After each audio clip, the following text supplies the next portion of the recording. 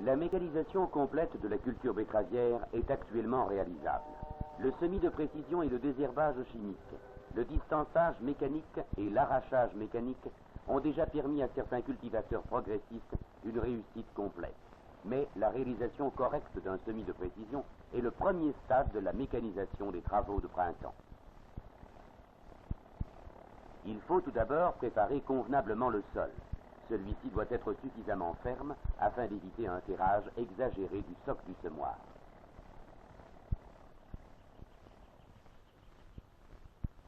Un extirpage trop profond, réalisé par vent desséchant, peut également compromettre toute préparation convenable du lit de germination. La compression et le lissage d'une terre très humide par les dents de l'extirpateur engendrent par temps sec des mottes très dures, dont de nombreux herçages ne peuvent venir à bout.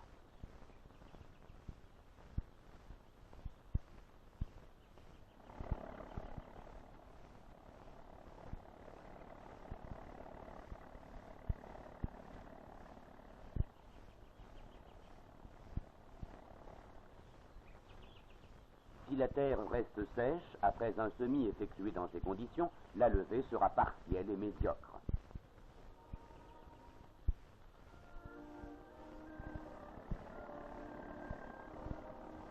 Mais sur un sol convenablement labouré avant l'hiver, un extirpage superficiel peut donner d'excellents résultats. Si au moment de l'extirpage, les mottes ont tendance à durcir, il est nécessaire de faire suivre une herse immédiatement derrière l'extirpateur. Mais il ne suffit pas de bien préparer le sol en surface, il faut aussi qu'il ait assez de pieds, afin de ne pas semer trop profondément, car un semis profond donnera lieu à une levée irrégulière des jeunes betteraves et rendra le distançage mécanique très difficile.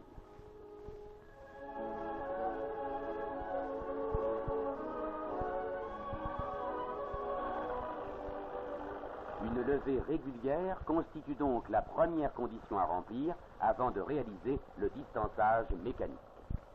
Les distanceuses sont des machines qui travaillent de façon aveugle. Il sera donc impossible de réaliser un plaçage mécanique convenable si la levée des betteraves est mauvaise. Les ennemis de la levée, taupins, atomères et principalement le blaniule, peuvent compromettre toute possibilité de distançage mécanique. Il importe donc de prendre toutes les mesures nécessaires en vue de les détruire. Mais la propreté du sol et la lutte contre les mauvaises herbes sont également indispensables au distançage mécanique. Dans ce domaine, de rapides progrès viennent d'être réalisés. De nombreux planteurs ont déjà pu mettre à profit une nouvelle technique qui consiste à pulvériser l'herbicide en bande au moment du semis. Nombreux déjà sont ceux qui ont obtenu d'excellents résultats et qui sont décidés à généraliser cette méthode sur toute leur surface betteravière. Mais ces résultats ne seront obtenus qu'à condition de respecter scrupuleusement les instructions diffusées par l'Institut de la betterave et d'utiliser un matériel parfaitement adapté à cette nouvelle technique. Par exemple, le semoir de précision Stanley, lequel est équipé d'un dispositif de pulvérisation Dorman. Le réservoir est fixé à l'avant du tracteur, ce qui permet de l'utiliser pour toute autre pulvérisation. Les têtes de jet solidaires des rouleaux plombeurs peuvent coulisser verticalement. On détermine ainsi la largeur exacte de la bande qui sera traitée et par conséquent la concentration du produit qui sera appliqué sur la ligne de betterave.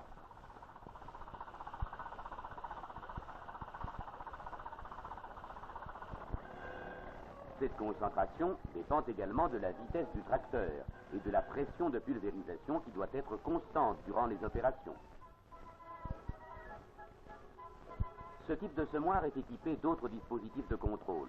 L'abaissement du niveau des graines est signalé par un témoin lumineux.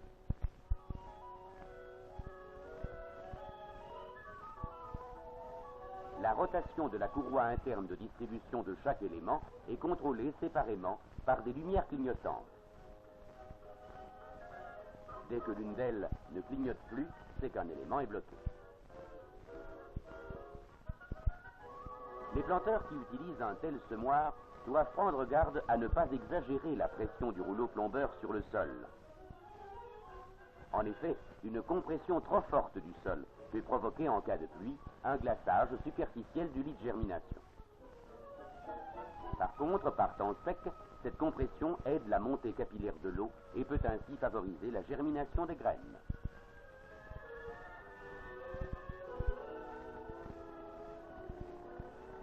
Mais il faut signaler que des essais réalisés en Belgique ont permis à la firme Stanley de mettre au point un dispositif capable d'éliminer la pression du sol, tout en assurant au rouleau plombeur une bonne adhérence. Le semoir de précision phase est également équipé d'un dispositif de pulvérisation. Un fût d'une contenance de 300 litres est fixé sur le châssis du semoir, qui peut être utilisé comme pulvérisateur ordinaire, après qu'on en ait décroché les différents éléments.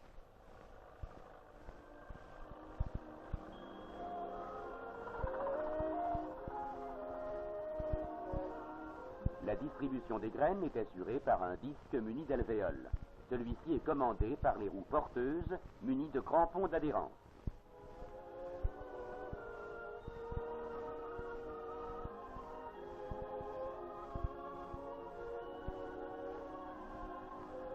Ces disques sont interchangeables selon le calibre de la graine utilisée, tandis que la quantité de graines semées à l'hectare peut être modifiée en déplaçant un pignon intermédiaire.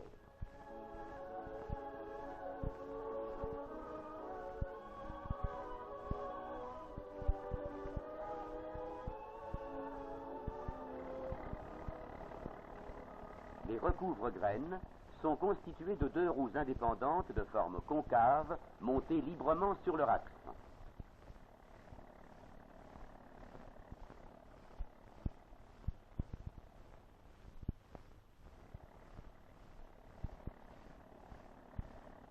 Le semoir de précision Tank, construit en Belgique, est également équipé d'un dispositif de pulvérisation. Ce dispositif très simple comprend un fût ordinaire monté sur l'avant-train du semoir. Un manomètre à bain de glycérine permet d'effectuer des lectures de pression très précises grâce à la suppression des vibrations de l'aiguille. Les têtes de jet à hauteur réglable sont également solidaires du rouleau plombeur, afin de suivre fidèlement les irrégularités du sol. Les graines sont distribuées par un grand disque muni d'alvéoles, dont la rotation est très lente, ce qui augmente la précision du semis. Les éjecteurs situés à 3 cm seulement du sol assurent aux graines une très faible hauteur de chute.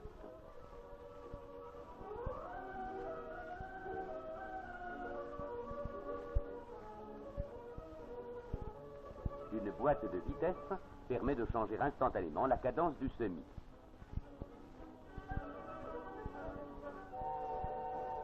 Des patins, situés de part et d'autre du socle, régularisent la profondeur du semis en terre trop meuble. Si l'application des herbicides ne nous autorise pas actuellement à recommander le semis superficiel, il faut se garder de pécher par excès de prudence en semant trop profondément, car une profondeur exagérée du semis est une cause de levée lente et irrégulière.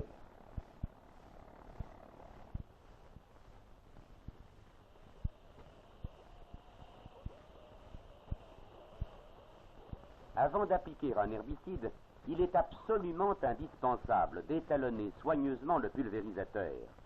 Après avoir mis l'appareil à une pression bien déterminée, on récolte dans des burettes graduées la quantité d'eau débitée pendant 1 minute par chacun des jets. Si l'un d'eux débite une quantité d'eau nettement différente des autres, il faut le remplacer. Lorsqu'on connaît le débit moyen d'un jet par minute, il est aisé d'en déduire le débit pratique à l'hectare pour une vitesse déterminée.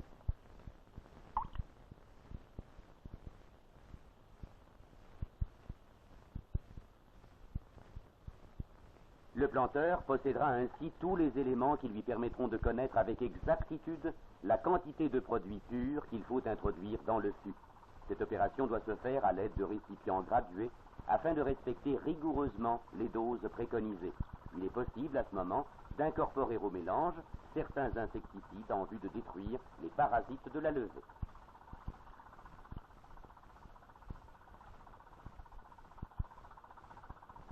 La quantité d'eau doit aussi être contrôlée afin de respecter la proportion du mélange. Une jauge extérieure permet de surveiller aisément le niveau de remplissage.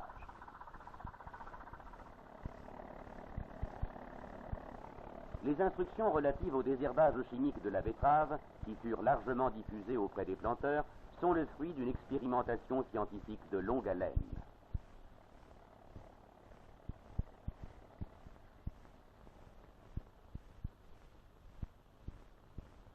Chaque année, de nombreux produits sont étudiés dans des champs d'essai réalisés par l'Institut de la betterave, avec la collaboration étroite de la station de phytopharmacie de l'État à Gembloux. Les produits sont appliqués avec beaucoup de soin, à l'aide d'un appareillage permettant d'éliminer l'influence d'un produit sur une parcelle voisine.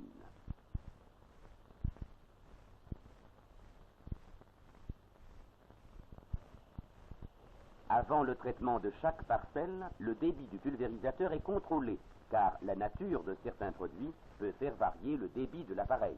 Ces vérifications minutieuses sont effectuées sous la direction compétente de M. Detroux, chef de travaux de la section de phytopharmacie de l'État à Gembloux.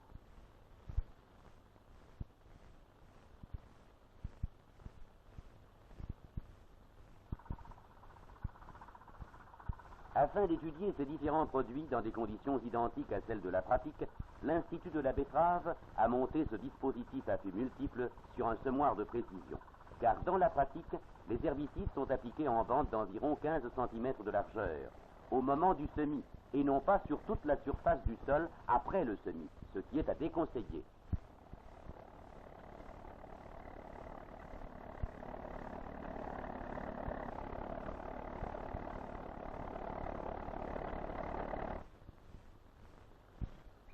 Ces essais permettent de connaître l'incidence des nouveaux herbicides sur les rendements. Seuls sont retenus ceux qui, sans exercer d'action néfaste sur la betterave, se révèlent suffisamment efficaces contre les mauvaises herbes.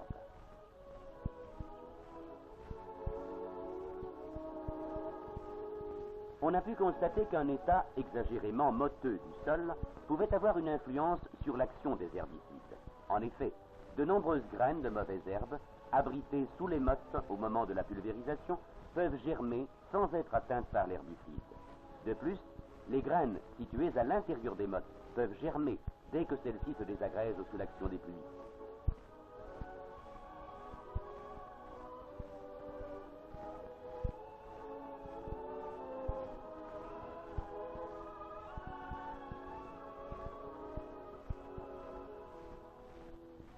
L'Institut de la betterave s'efforce d'établir une relation entre l'effet herbicide et l'état motteux du sol, en prélevant des échantillons de terre en surface.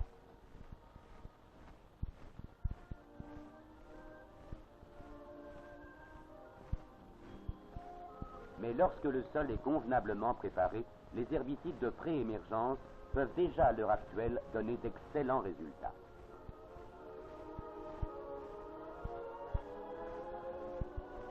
Il faut se garder de porter un jugement prématuré sur l'efficacité d'un herbicide, surtout lorsque le temps reste sec après l'application, car dans ce cas, l'action du produit contre les mauvaises herbes est lente et progressive. Mais on constate bientôt que de nombreuses mauvaises herbes déjà germées jaunissent et meurent lentement.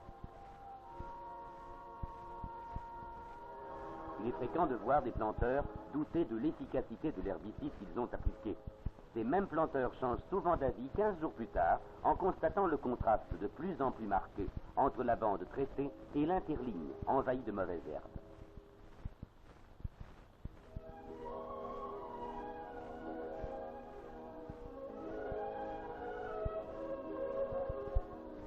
Mais le désherbage chimique n'autorise nullement le planteur à négliger le binage des interlignes. Cette opération garde toute sa valeur pour l'aération du sol.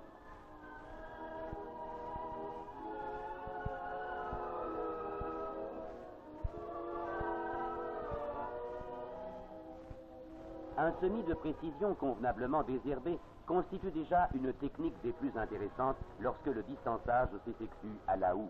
Le gain de temps réalisé ainsi est important et le plaçage est beaucoup plus précis grâce à la propreté de la ligne. Mais si le plaçage mécanique semble destiné d'abord à la moyenne et grosse culture, il ne fait aucun doute que même les petites exploitations en ressentiront le besoin un jour.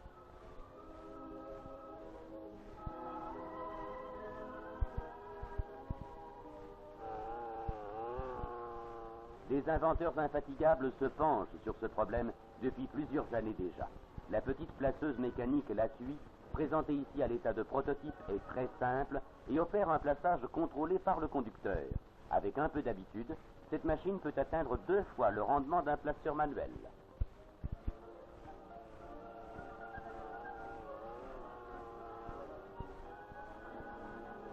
Il est possible de déterminer la largeur du poquet contenant une betterave grâce à 2 béquilles extensibles montées à l'arrière de l'appareil. Si le plaçage peut se comparer au travail manuel, il conviendra d'étudier les réelles possibilités de cette machine par une expérimentation plus large.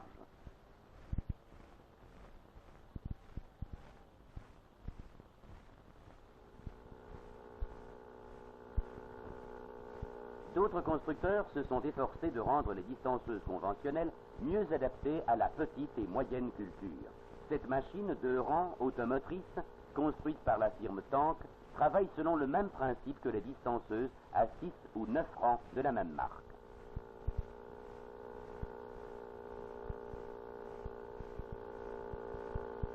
Cette machine est très maniable en bout de ligne et convient particulièrement aux petites parcelles.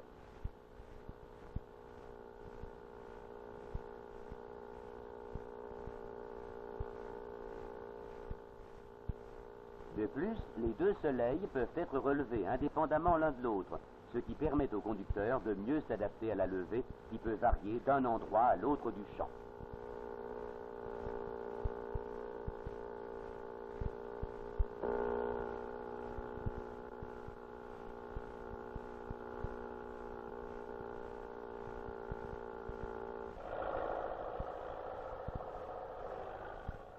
Le distançage en travers doit être réalisé sur un semis de précision si l'on veut éliminer le démariage manuel. Le travail s'effectue perpendiculairement aux lignes de betterave lorsque les 2 premières vraies feuilles apparaissent. Cette bineuse de Saint-Hubert est équipée de disco-bineurs à écartement variable et de cœurs de 10 cm de largeur, laissant une betterave théorique tous les 19 cm.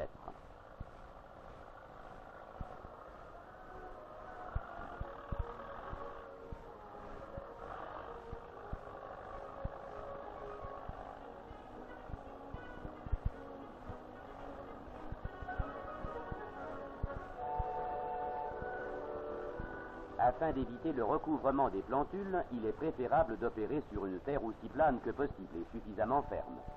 La bineuse doit être pourvue de traceurs afin de pouvoir redoubler correctement les lignes au retour.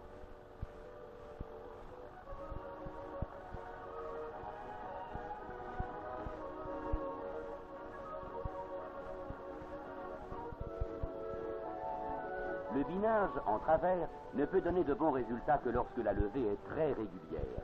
Avant de l'entreprendre, il est donc absolument nécessaire d'apporter un soin tout particulier à la préparation du sol et à la protection des semis contre les insectes.